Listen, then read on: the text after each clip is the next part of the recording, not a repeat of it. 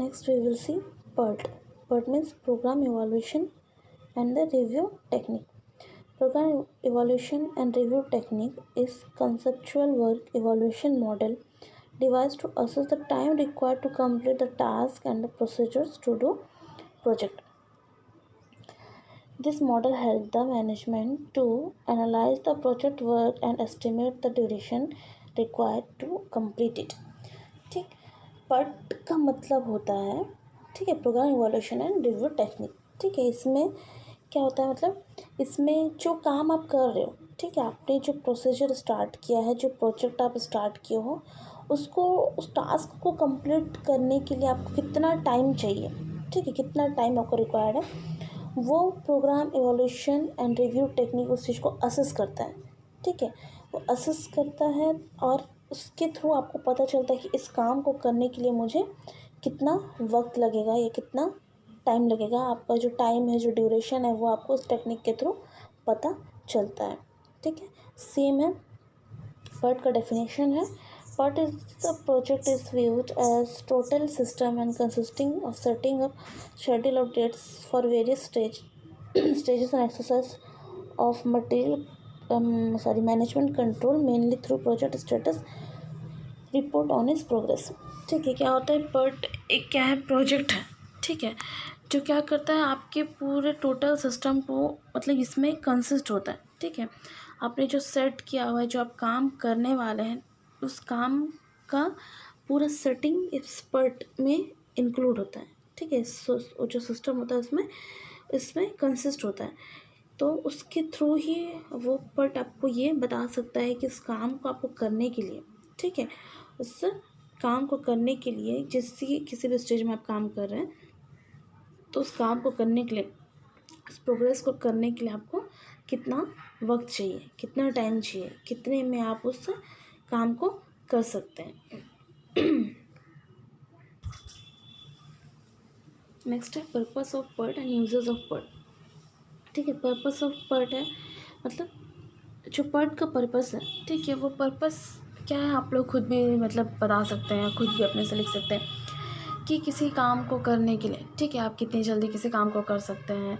तो अगर आपको उसका टाइम ड्यूरेशन पता चल जाएगा तो क्या है, एक हमारे माइंड में वो सेट रहता है कि इतने टाइम तक हमें ये काम को करना है, तो उसके हिसाब से भी आप काम करोगे. ठीक है, तो जैसे आपको उस अगर टाइम को पता चलता है, तो आपको उस काम को करने के लिए आपको जो प्लानिंग है, जो शेड्यूल मेंटेन करते हो, उसे करने में आपको ईजी होता है. ठीक है, तो क्या होता है, आपका जो मतलब जो काम कर रहे हैं, ठीक है, उस काम को करने के लिए आपका जो क्या एक सेंस क्या होता है, वो एक्टिव हो जाता है. ठीक, कि इतने में मेरे को ये काम को ख़त्म करना है. ठीक है, जैसे कभी कभी हम लोग आप लोगों को टाइम दे देते हैं कि ये फ़ाइल हमको मंडे तक चाहिए, ट्यूसडे तक चाहिए.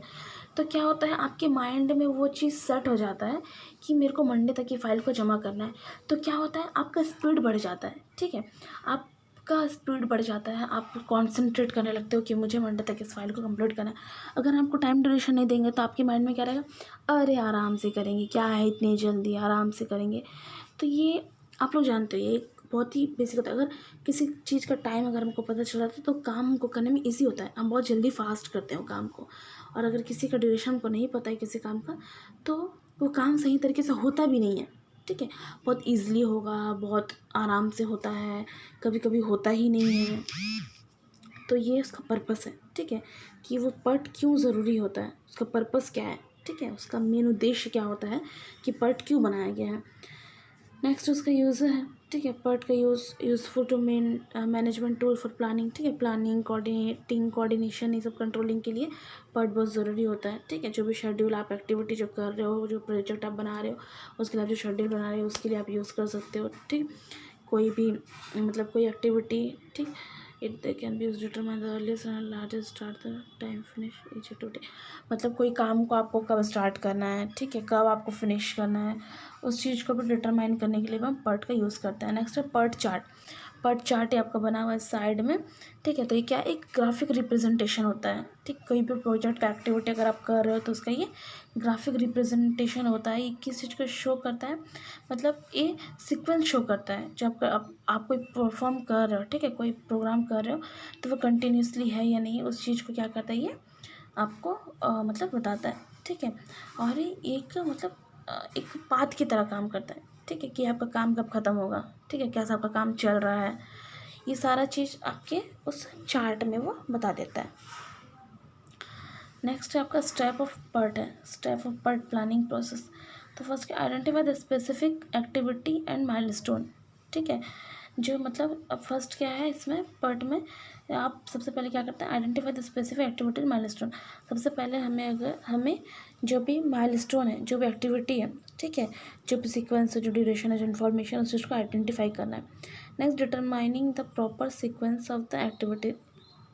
उसके बाद क्या करना है, जो भी आपका सीक्वेंस है, जो भी आपका एग्जैक्ट ऑर्डर है जो आप करने वाले हो, ठीक है, उस चीज़ को डिटरमाइन करना है। Then constructing a network diagram. उसके बाद क्या करना है, जो भी आपने सीक्वेंस रेडी किया है, ठीक है, जो भी आपने सीरियल वाइज रेडी किया है, जो पैरेलल एक्टिविटी आपने रेडी किया है, उस चीज़ को कंस्ट्रक्ट करना है। नेक्स्ट है estimation the time required for the each activity. उसके बाद क्या करते हैं, जो भी एक्टिविटी कर रहे हो उसके लिए जितना टाइम चाहिए उस चीज़ को एस्टिमेट करना है। Then determine the critical path. उसके बाद क्या करना है, जिस क्रिटिकल पाथवे में आप वो काम करने वाले हो, ठीक है, वो काम आप ख़त्म करने वाले हो, उस चीज़ को डिटरमाइन करना है। Next updating the PERT chart as a project produce. उसके बाद क्या करना है, जो भी आपने पर्ट चार्ट, जब आप काम कर रहे हो, आप पर्ट चार्ट रेडी कर रहे हो, तो उस पर्ट चार्ट को अपने प्रोजेक्ट के प्रोग्रेस के साथ उस चीज़ को अपडेट करते रहना है। तो ये है आपका स्टेप्स ऑफ पर्ट। नेक्स्ट आपका बेनिफिट ऑफ पर्ट, ठीक है, बेनिफिट ऑफ पर्ट और लिमिटेशन ऑफ पर्ट कुछ पॉइंट दिए गए हैं। तो इसमें क्या है, बेनिफिट ऑफ पर्ट में, ठीक है, आपको पर्ट से क्या क्या बेनिफिट होता है। इसमें क्या है, जो आप काम करने वाले हो, ठीक है, उस काम को आप कब से कब तक करने वाले, उसका जो एग्जैक्ट डेट है, ठीक है, टास्क को कंप्लीट करने का जो एग्जैक्ट डेट है, वो हमको पर्ट से पता चल जाता है, ठीक। देन हाँ, और पर्ट क्या करता है, हमको हेल्प करता है कि आपने जो डेट फिक्स किया है, आप उसके पहले या फिर उस डेट, जो स्पेसिफाइड डेट है, उसके पहले तक आप उस काम को ख़त्म कर सको, ठीक है।